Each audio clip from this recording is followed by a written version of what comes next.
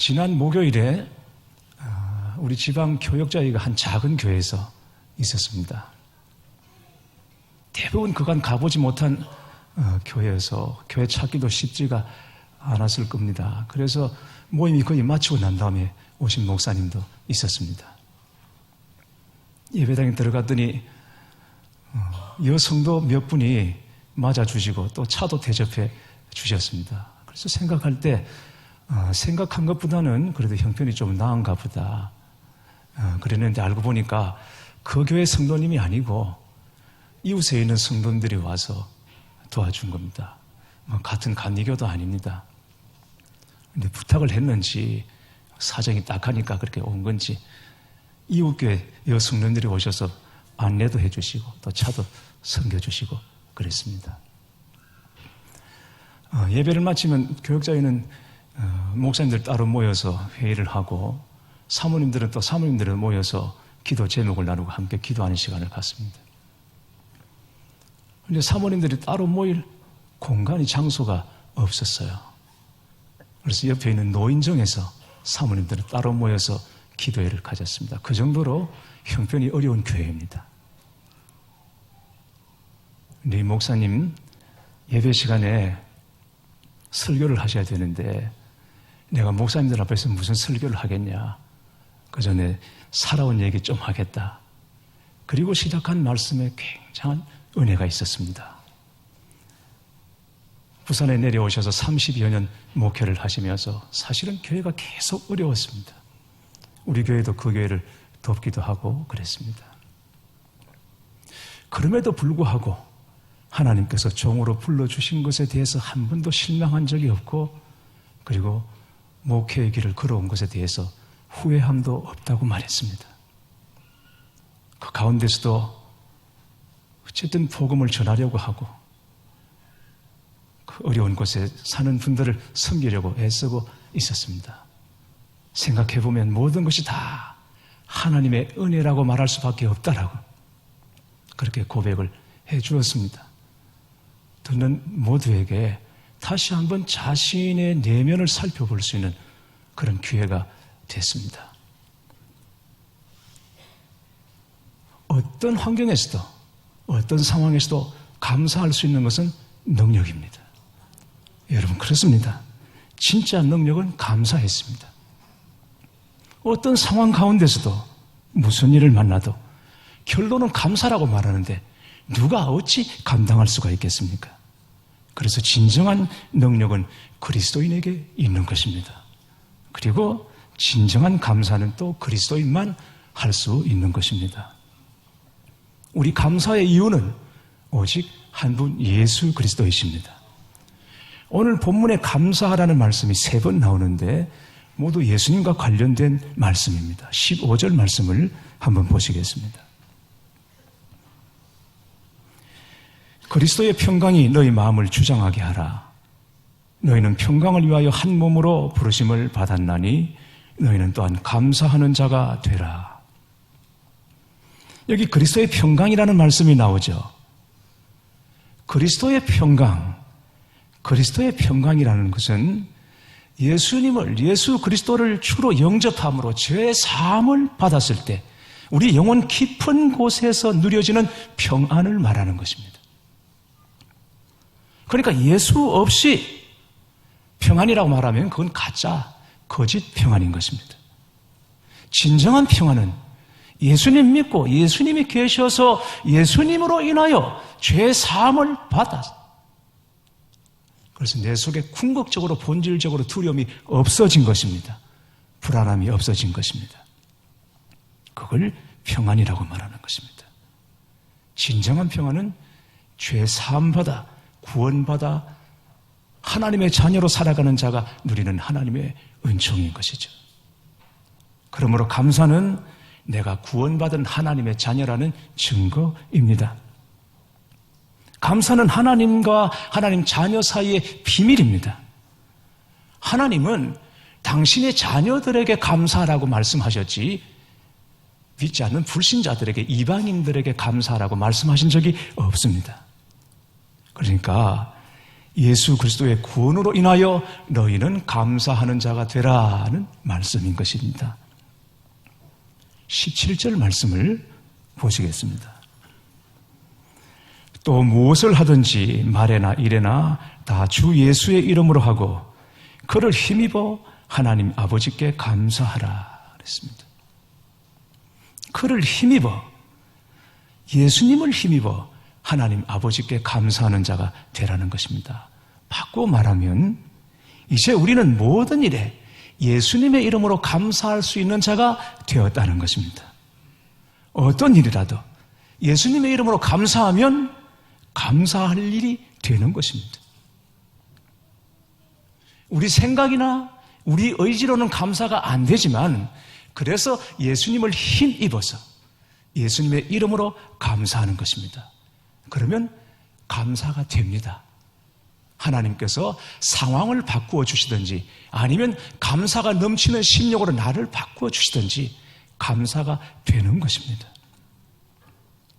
사도 바울은 이것을 로마서 8장 26절에 이렇게 말합니다. 우리가 알거니와 하나님을 사랑하는 자, 곧 그의 뜻대로 부르심을 입은 자들에게는 모든 것이 합력하여 선을 이루느니라. 믿으시기를 축원합니다. 그러므로 교회 여러분, 여러분의 가정에 대하여 감사하시기를 바랍니다. 예수님의 이름으로 감사하시기를 바랍니다. 여러분이 일하시는 일터에 대하여 예수님을 힘입어서 감사하시기를 바랍니다. 여러분의 자녀에 대하여, 아이들이 다니는 학교에 대해, 그리고 우리 교회에 대하여 안타까워는 하지 마시고 예수님을 힘입어서 예수님의 이름으로 감사하시기 바랍니다. 내 생각대로 내 의지대로 안 되는 감사, 예수님을 힘입어 감사하는 것입니다. 그러면 감사하는 대로 하나님께서 역사해 주실 줄 믿습니다. 그렇다면 그 주님이 지금 내 안에 계시다고 하는 증거는 무엇입니까? 주님이 우리와 함께 하시다. 이 증거를 우리가 어떻게 알 수 있습니까? 느낌입니까? 예수님이 내 속에 계신 것 같은 기분입니까? 그런 거 생각하는 건 좋은 일이 아니니까 그냥 덮어놓고 믿자 이런 식입니까? 여러분 그렇지 않습니다. 예수님이 내 안에 살아계시다고 하는 증거는 덮어놓고 믿어야 될 일이 아닙니다. 막연한 믿음이 아닌 것입니다. 느낌이나 감정도 아닙니다. 분명한 실제입니다. 16절 말씀을 다시 보시겠습니다. 그리스도의 말씀이 너희 속에 풍성히 거하여 모든 지혜로 피차 가르치며 권면하고 시와 찬송과 신령한 노래를 부르며 감사하는 마음으로 하나님을 찬양하고 그랬습니다. 자, 여러분 말씀 보십시오. 이 시간에도 예수님 우리와 함께 계시다는 증거는 다른 것이 아닙니다. 말씀입니다. 그리스도의 말씀이 너희 속에 풍성히 거하여 라고 했습니다. 하나님은 말씀으로 우리와 함께 하십니다. 막연한 믿음이 아니고 느낌도 아니고 기분도 아닙니다. 하나님은 말씀으로 우리에게 오시고 말씀으로 우리 안에 거하십니다.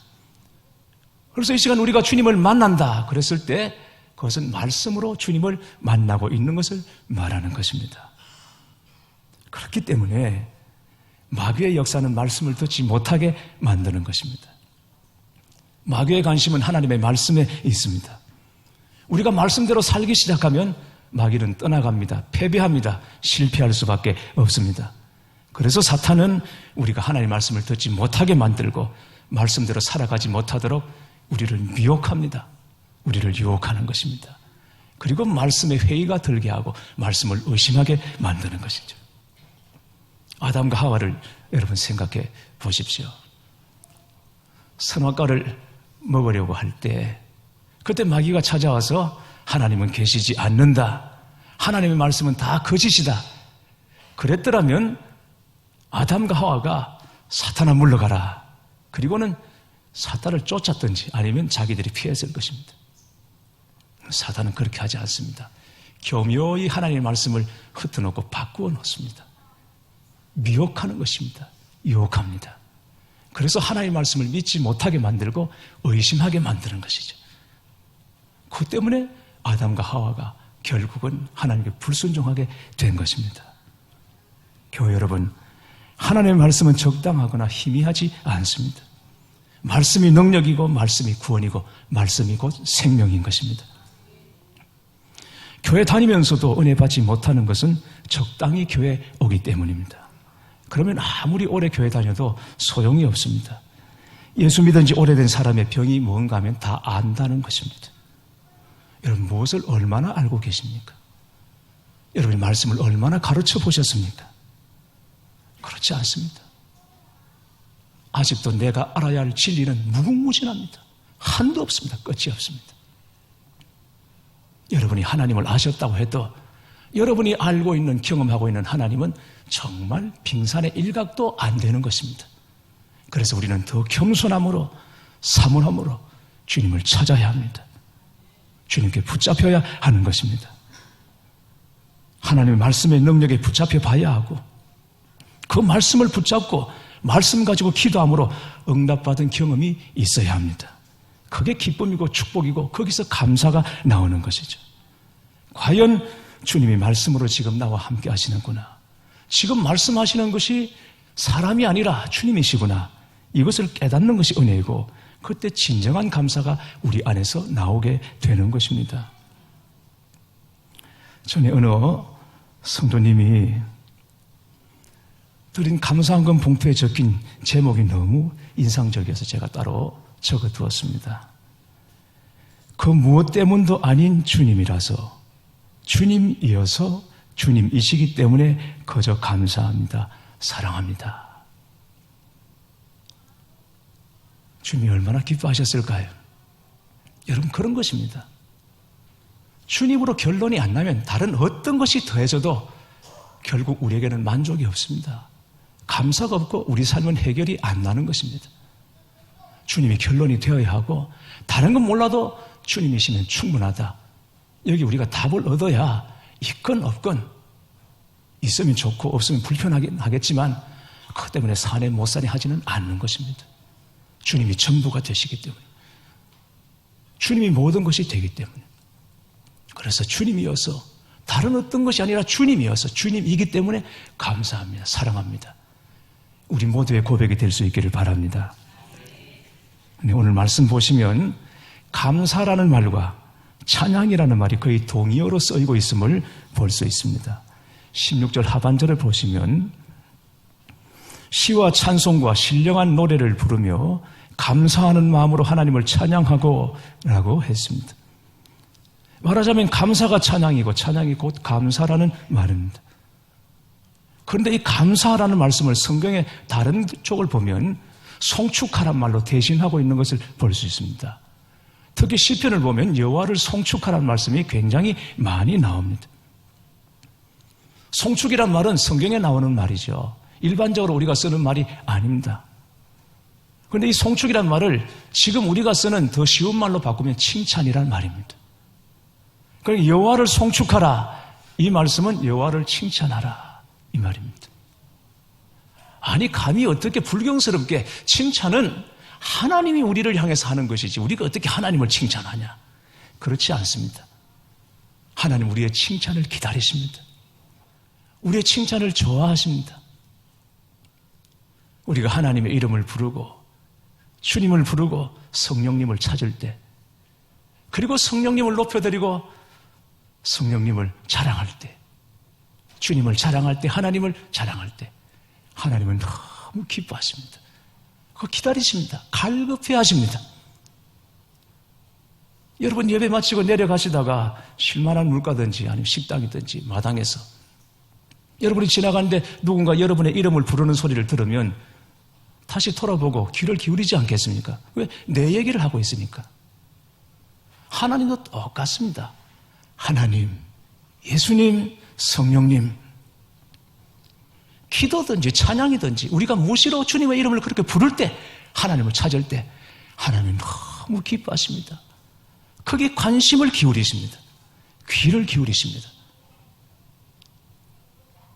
때로는 우리의 작은 소리까지 들으시고 마치 천둥 소리처럼 들으시고 주님의 권능의 손을 펼쳐 주시는 것입니다.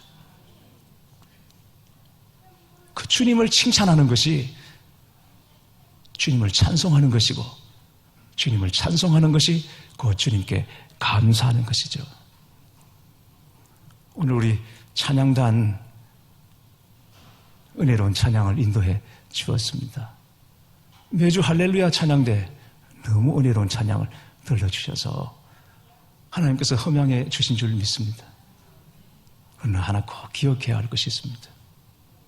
찬양단이든 할렐루야 성가대든 찬양하는 사람들은 여기 잠깐 나와서 찬양하는 것이 전부가 아닙니다. 하나님을 찬양하는 사람들은 일주일 내내 하나님, 예수님, 성령님을 입에 달고 살아야 합니다. 그래야 찬양할 때 그게 여러분의 진심이 됩니다.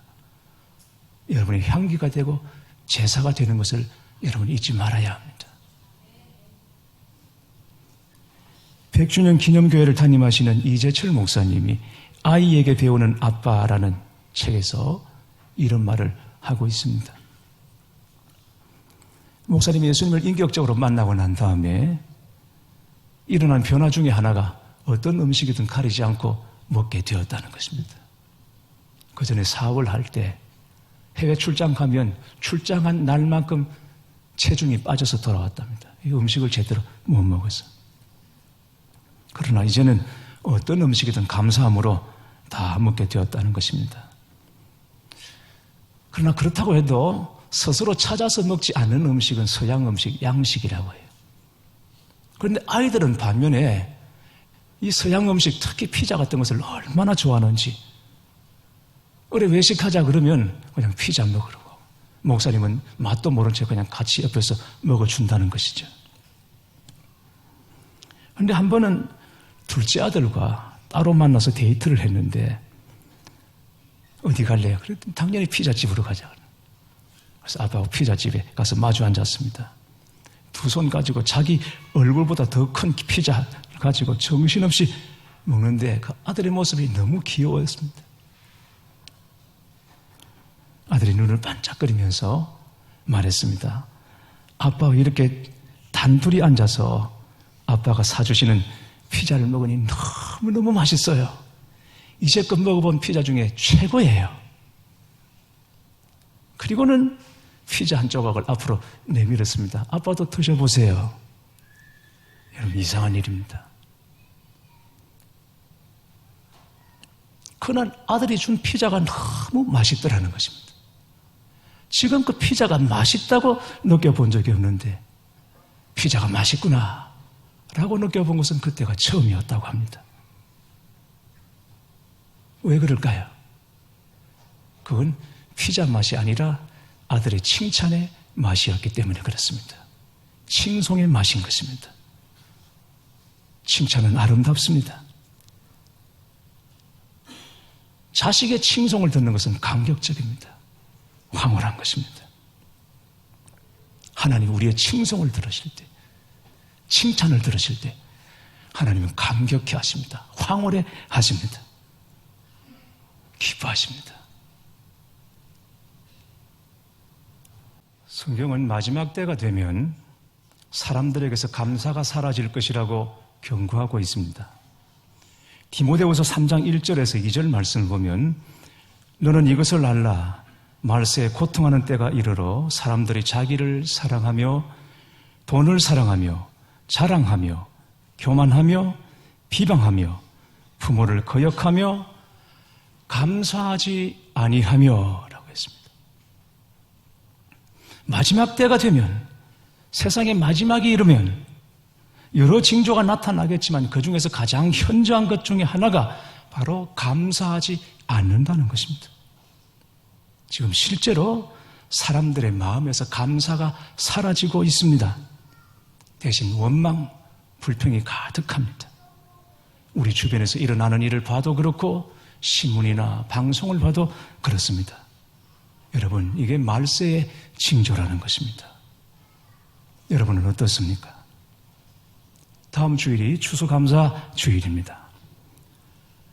그동안 해오던 창세기 강해를 잠시 멈추고 오늘 제가 감사를 주제로 이 말씀을 전하는 이유는 형식적인 절기가 되어서는 안 되기 때문입니다. 정말 제대로 된 추수감사절 예배를 준비하시라고 오늘 이 말씀을 여러분에게 드리는 것입니다. 우리가 꼭 명심해야 할 것은 추수감사절은 주님의 재림을 예표하는 절기라는 것을 여러분 명심하시기 바랍니다. 출애굽기 23장 14절 16절 말씀을 보면 하나님께서 이스라엘 백성들에게 꼭 지켜야 할 세 가지 절기를 말씀하고 있습니다. 너는 매년 3번 내게 절기를 지킬지니라. 너는 무교병의 절기를 지켜라. 내가 내게 명한 대로 아비벌에 정한 때에 이래 동안 무교병을 먹을지니 이는 그날에 내가 애굽에서 나옴이라. 빈손으로 내 앞에 나오지 말지니라.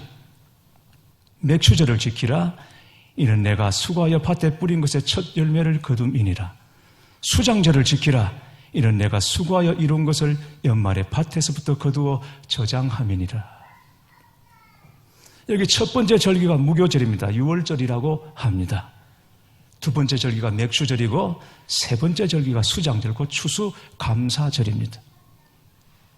이 세 절기에는 놀랍게도 예수님으로 인하여 이루어질 구원의 단계가 여기 담겨져 있는 것입니다. 유월절은 여러분 아시는 것처럼 이스라엘 백성들이 애굽에서 압제에서 벗어나 구원받은 사건을 말하는 것입니다. 유월절은 예수님의 십자가와 부활을 의미하는 절기입니다. 맥추절에 성령의 역사가 일어났습니다. 맥추절은 성령 강림을 의미합니다. 그리고 수장절, 추수감사절은 구원받을 자와 멸망받을 자가 구별되는 우리 주님의 재림을 상징하는 절기입니다. 수장절을 지키라. 이는 내가 수고하여 이룬 것을 연말에 밭에서부터 거두어 저장함이니라. 말하자면 알곡과 쭉정이를 가르는 심판의 때가 바로 이 수장절입니다. 추수감사절입니다. 그러므로 감사는 알곡인 성도들만 가지고 있는 특징입니다. 성도는 감사의 사람입니다. 그래서 진정한 감사는 그리스도인만이 할 수 있다고 말씀드리는 것입니다. 사랑하는 교회 여러분, 주님의 재림을 기다리고 기대하는 마음으로, 그리고 다시 오실 주님을 맞이하는 심정으로 추수감사절을 준비하시기 바랍니다. 추수감사절은 우리의 마지막을 준비하는 것 같이 굉장히 중요한 의미를 가지고 있습니다. 그러니 절대 형식적으로 보내지 마시기를 바랍니다.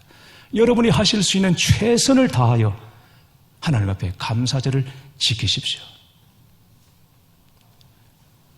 제가 담임 목사가 되어서 처음으로 이런 말씀을 여러분께 드립니다. 여러분만이 아니고 여러분의 가족들, 여러분의 자녀 이름으로 하나님의 감사한금을 올려드리시길 바랍니다. 왜 어설프게 부흥사 흉내 내냐? 여러분, 그게 아닙니다. 목회를 해보고 기도해보니까 정말 그게 너무 중요하다는 것을 알게 됩니다. 여러분 하실 수만 있다면 여러분의 자녀를 위해서 모든 것 최선을 다하실 테고 희생해도 아깝지 않으시겠죠. 또 그렇게 자녀들을 키워오셨습니다. 그러나 과연 생각해 보십시오. 여러분이 키우셨습니까? 여러분이 자라게 하셨습니까? 하나님이 하신 것입니다. 다 주님이 하신 것입니다. 사도 바울의 고백처럼 나의 나된 것이 하나님의 은혜인 것입니다. 그 하나님을 믿으시고 하나님 앞에 올려드리시고 맡겨드리십시오. 하나님이 우리 자녀들을 돌보시고 책임져 주실 줄 믿습니다. 감사하는 마음으로 식구대로 대강 적당히 하지 마시고 최선을 다해서 감사하십시오. 하나님이 책임져 주시는 인생을 살아야 합니다. 내 생각대로, 내 의지대로 안 되는 감사, 예수님을 힘입어 감사하는 것입니다. 이번 추수감사절 예수님을 힘입어 예수님의 이름으로 감사하심으로 여러분의 삶이 은혜 풍년, 감사 풍년의 인생이 되시기를 주님의 이름으로 축원합니다.